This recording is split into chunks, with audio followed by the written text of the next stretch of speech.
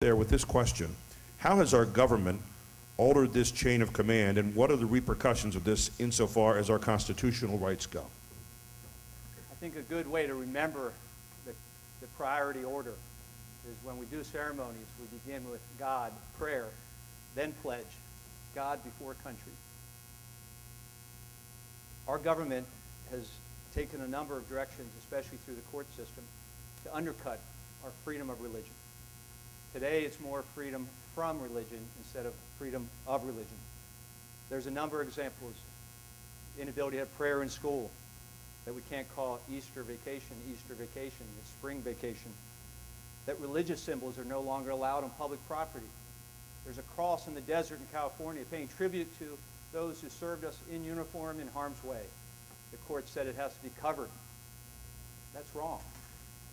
Religious freedom is one of the founding tenets of our nation. The hundreds of thousands, now millions of Americans who have given their lives in defense of religious freedom. We need to rein in the courts, and I've supported legislation to do so, to take away the authority of Article 3 courts, because the Constitution gives Congress the decision to create those courts and also the decision of what their jurisdictional areas will be. And when they go afar of the Constitution, go astray, we have that right to rein them in. I've supported legislation to do so.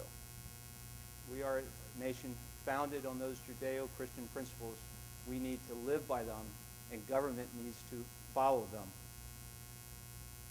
This is something that will be a constant battle, and we must not let our guard down. I've sought not to do that. I've continued to advocate for protection of religious freedom in all aspects, and will continue to do so. Thank you. Mike, how has our government altered this chain of command, and what are the repercussions of this insofar as our constitutional rights go? While in some respects I agree with Todd, the courts certainly are part of the problem. The bigger problem, quite frankly, is what is in the White House today and what is in Congress today. Every day they are intruding on your rights, on our rights as individuals to live in a free world. Every day they are passing legislation, raising the taxes, taking money from your pockets, making it more and more difficult for you to live. We as a community need to rise up and fight off this constant intrusion. The healthcare legislation that was recently passed is a great example of that intrusion. Constitutionally, and there's a reason why I carry the Constitution in my pocket, because it is the most important document in our land today. It should be the only document that is read in Congress. The healthcare legislation is unconstitutional. Yet we have members of Congress who are objecting to states around the country who are looking to fight off this type of intrusion. We can talk about gun rights. The Constitution is very clear. You and I and every other American has the opportunity to bear arms. We need to fight for that right.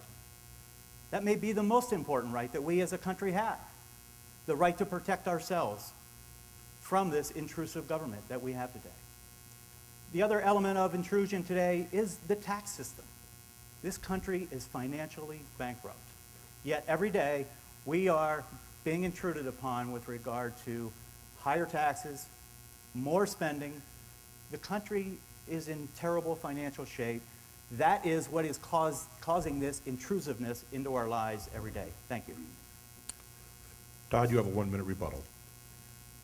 The health care bill is a perfect example of members of Congress not following the Constitution. First time ever imposing a mandate on an individual citizen to have to purchase something, whether they want it or not. And if you don't, you're going to be punished.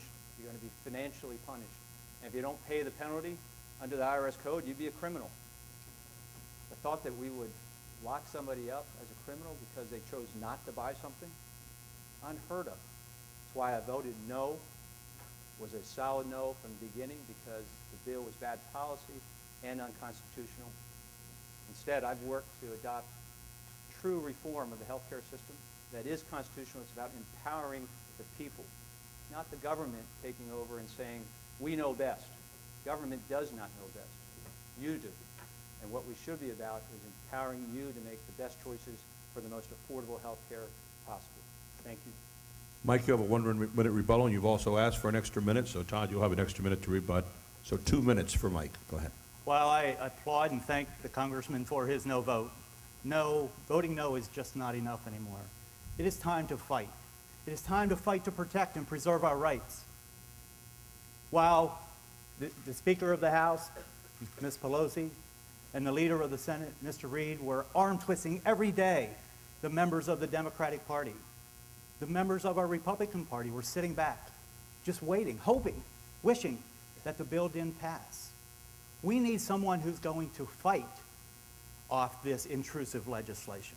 It is time that we as people, we rise up and we fight for what is right for us. We know what is right. You know what is right. Let's join together and let's take on this intrusive federal government and let's make a difference together. Thank you.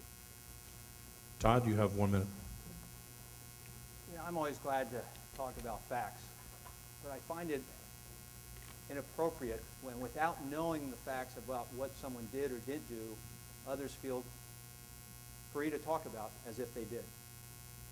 I respect my opponent's opinion, but he doesn't know the conversations I had with Steve Lynch, who voted no, a Democrat from Massachusetts. Now, I could take credit for that, but I don't deserve the credit. Steve Lynch deserves the credit.